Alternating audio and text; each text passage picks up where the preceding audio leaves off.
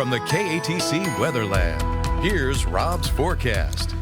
Welcome back. Well, the heat stays on. At least we had a nice round of showers and storms. Hopefully we see that again tomorrow. After tomorrow, though, rain chances will be fleeting. Those hot temperatures, however, won't. So let's take a look at the big picture across the lower 48 this afternoon. The risk of severe storms moving up across the high plains in the lee of the Rockies. Typical pattern in the American central parts of the U.S. at this time of year. Also, some very heavy rains continuing with an upper level disturbance upstate New York.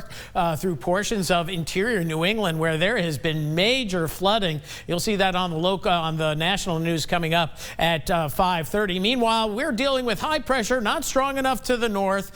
Weak area of low pressure over by, say, South Carolina and Georgia. A little bit of a frontal trough here, and the upper level flow is out of the northwest. So we're seeing showers and storms fire up along this frontal trough, and we're probably going to see it again tomorrow before this gradually dissipates or edges a little bit farther to the east, and with time, upper level high pressure ridging over Texas will begin to tone down our rain chances. Busy across portions of the Gulf Coast from just off the Florida beaches to Gulf shores, some locally heavy showers and thunderstorms. And regionally, you can see what's been going on over the last few hours. Most of the action down across the coastal parishes in southeast Louisiana, where there's still some strong storms. As we dial into Power Doppler 3, we'll show you a 5-hour loop here, and you see how the showers and storms were moving on through.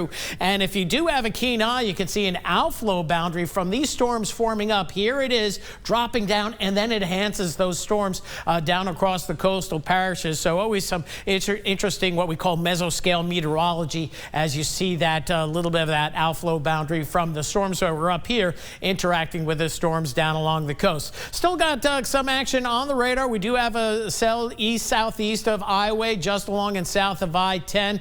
This is going to be moving southeast. So we'll keep an eye on that. So still a hint that there could be a few more storms popping up elsewhere in Acadiana before the sun goes down.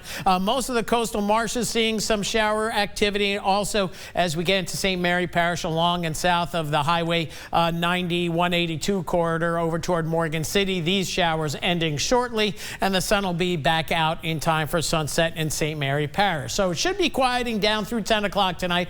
Can't rule out an isolated storm up until about 8 o'clock at about 20%. Tomorrow we start off partly cloudy. It's going to be near 80 degrees again. And then for the afternoon hours, we do think we're going to see a little bit more action that's indicated on this model. But notice the temperature, that heat index up here. And watch on this model, the storms try to build westward. Could be a little bit of what I call the Atchafalaya special. But we'll also be watching some disturbances riding in from the northwest to the southeast. So bottom line, we got to keep rain chances elevated, but it's probably going to be later in the afternoon. We'll go 40-50% tomorrow, and after that things look to quiet down. Rain chance on Wednesday going down to about 30% or less. Temperatures near daybreak right around 80 degrees, and then tomorrow afternoon topping out in the low to mid 90s. That heat index is going to be climbing once again around 80 again for your Wednesday morning, and then Wednesday afternoon back into the low to mid 90s with that heat index still up there. And once again, the old heat index chart,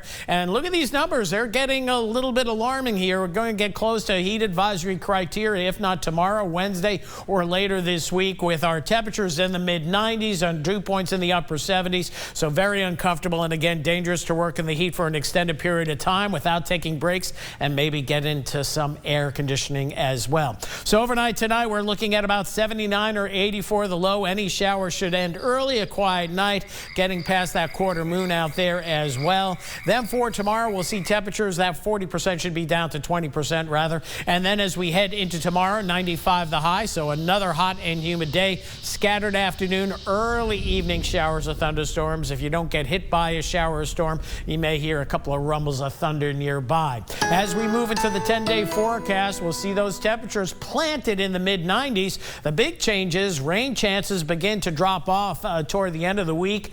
Maybe a slight uptick Sunday of this weekend, but that could change certainly. But overall, if you like 95 or 96 degrees, boy, we have a forecast. Hey, that's for you a right framer. Yeah, I guess I could call it something else, not a framer, but something else. I would agree with you there, Rob. All right. Thanks, Rob. Still